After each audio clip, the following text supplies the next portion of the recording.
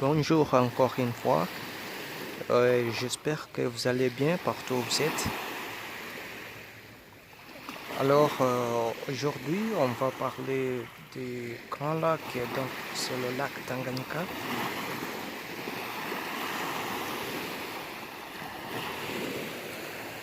Et le lac Tanganyika est l'un des grands lacs d'Afrique, deuxième lac africain par la surface après le lac Victoria. Il est le troisième au monde par le volume après la mer Caspienne. Et le lac Baïkal, le deuxième au monde par la profondeur après le lac Baïkal. Et le plus long lac d'eau douce du monde, environ 677 km.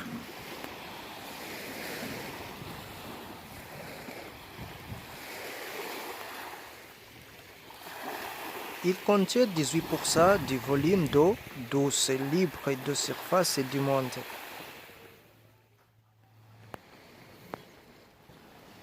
Malgré des caractéristiques oligotrophes,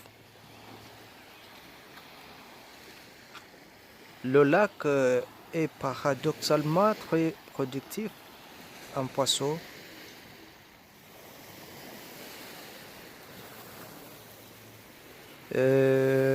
Donc, 2000 tonnes par an de poissons. Les captures pélagiques concernent principalement deux espèces de sardines, le mukeke et le ndagala.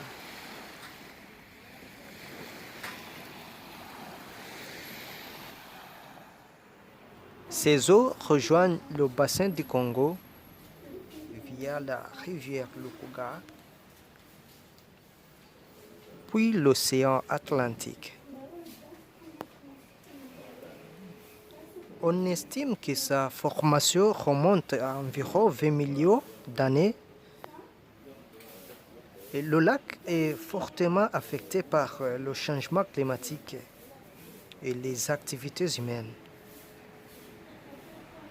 En particulier, la déforestation, la surpêche et la recherche d'hydrocarbures. Géographiquement, le lac Tanganyika couvre une superficie de 32 900 km², approximativement la même superficie que la Belgique. Et s'étire sur sur 677 km le long de la frontière de la Tanzanie à l'est et de la RDC à l'ouest. Son extrémité nord sépare ces deux pays du Burundi et son extrémité sud les sépare de la Zambie.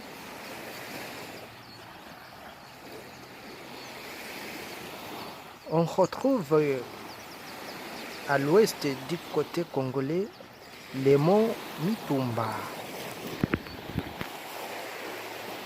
Le bassin drainant du lac Tanganyika couvre une superficie de 250 000 km².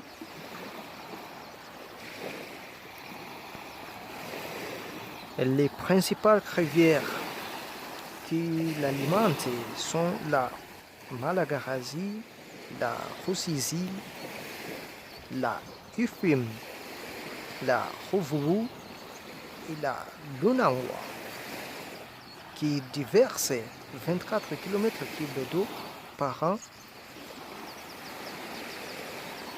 Et les pluies, quant à elles, en apportent 41 km³ par an.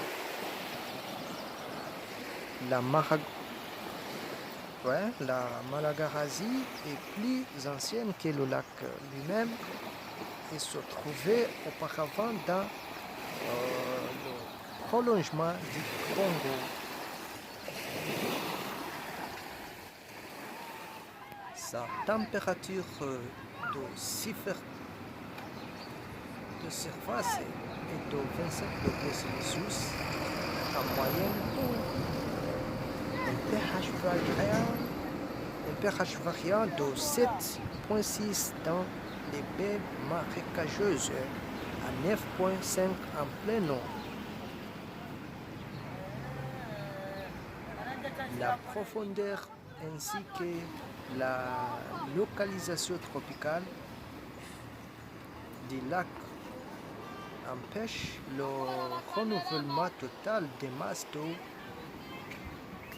et la plus grande partie des eaux profondes sont des eaux fossiles et anoxiques. La totalité du volume du lac est renouvelée en 485 années.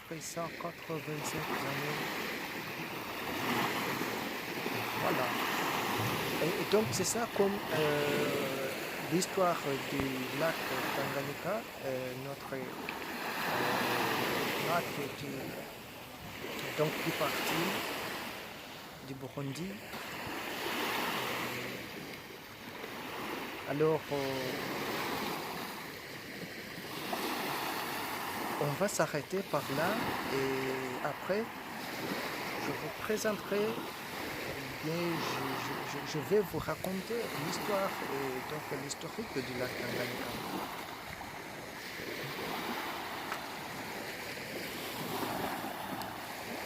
Et mes chers amis, mes chers parents, mes chers frères et mes chères sœurs,